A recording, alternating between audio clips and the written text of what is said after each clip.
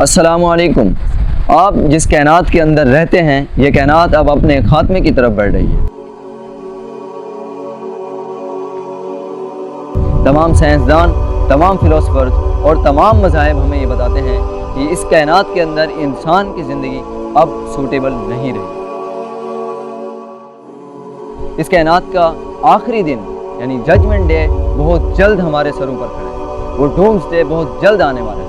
وہ خوفناک دن اپنی تمام مصائب و مشکلات کے ساتھ اب ہمارے اوپر آنے والا ہے۔ اس دن سے بچنے کے لیے صرف ایک ہی صورت ہے کہ آپ اپنی پازیٹیو پرسنالٹی کو بلڈ اپ کریں۔ یوم یفر المرء من اخیہ وامہ وابیہ وصاحبتہ وبنیہ لکل امرئ منہم یومئذ شأن یغنیہ۔ قرآن ہمیں دوسری جگہ یہ بتاتا ہے کہ اس دن یوم یود المجرم لو یفتدی من عذاب یومئذ ببنیہ، کہ وہ چاہے گا کہ وہ اپنی بیوی، بچے، بہن، بھائی، کل من فی الارض جميعا، جو کچھ زمین کے اندر ہے، وہ فدیہ دے کر اس جہنم کے عذاب سے بچ جائے۔ لیکن کلا انہا لظی، وہ چمٹ جانے والا عذاب ہوگا جو آپ کی کھال کو ادھیڑ کے رکھ دے گا۔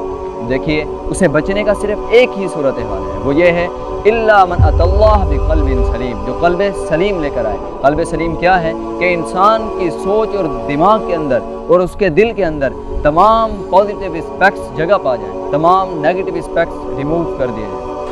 رمضان کا مہینہ اسی تربیت کا مہینہ ہے۔ رسول اللہ صلی اللہ علیہ وسلم نے رمضان کے مہینے کو صبر و مواسات کا مہینہ قرار دے دیا۔ چونکہ اس دنیا کے اندر انسان آزمائش کے لیے آیا ہے، بار بار ایسا ہوتا ہے کہ انسان کو مصائب اور مشکلات کا سامنا کرنا پڑتا ہے۔ یہ مصائب و مشکلات یا تو کسی انسان کی نسبت سے ہمیں پیش آتی ہیں یا پھر فطرتی طور پر۔ من لم يدع قول الزور والعمل به فليس لله حاجة في ان يدع طعامه وشرابه، کہ جب کوئی روزہ دار بھوک اور پیاس کی حالت میں ہو، مشقت کا سامنا کر رہا ہو اور کسی پرووکنگ کے نتیجے میں، کسی کی طرف سے گالی گلوچ کے لڑائی جھگڑے کے نتیجے میں اگر وہ بھڑک اٹھتا ہے، تو رسول اللہ صلی اللہ علیہ وسلم نے فرمایا فلیس للہ حاجہ، اللہ کو ایسے روزے دار کی ضرورت نہیں ہے۔ روزہ انسان کے دل اور دماغ کے اندر صبر، برداشت اور تحمل کو پیدا کرتا ہے، اور یہی اس رمضان کی اسپرٹ ہے جو آپ نے اپنے دل اور دماغ کے اندر پیدا کر لی۔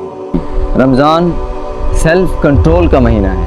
رمضان ڈیزائر مینجمنٹ کا مہینہ ہے کہ آپ شدید بھوک اور پیاس میں اور شدید آزمائش میں خود پر کنٹرول رکھیں۔ اگر اللہ رب الجلال کسی انسان کو مال و دولت، عزت اور رفعت عطا فرمائے تو پھر آپ میں حسد، کینہ اور بغض کی نفسیات پیدا نہ ہو، اور اگر اللہ رب الجلال آپ کو عزت و دولت اور شہرت عطا فرما دے تو پھر آپ کے اندر غرور، تکبر اور گھمنڈ کی نفسیات پیدا نہ ہو۔ یہی رمضان کا اہم ترین مقصد ہے، یہی رمضان کی تربیت ہے۔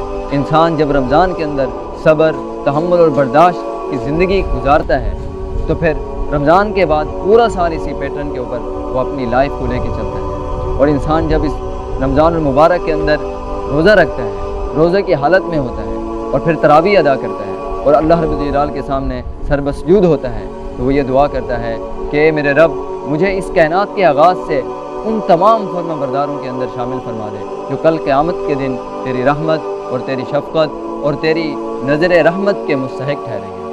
السلام علیکم ورحمۃ اللہ۔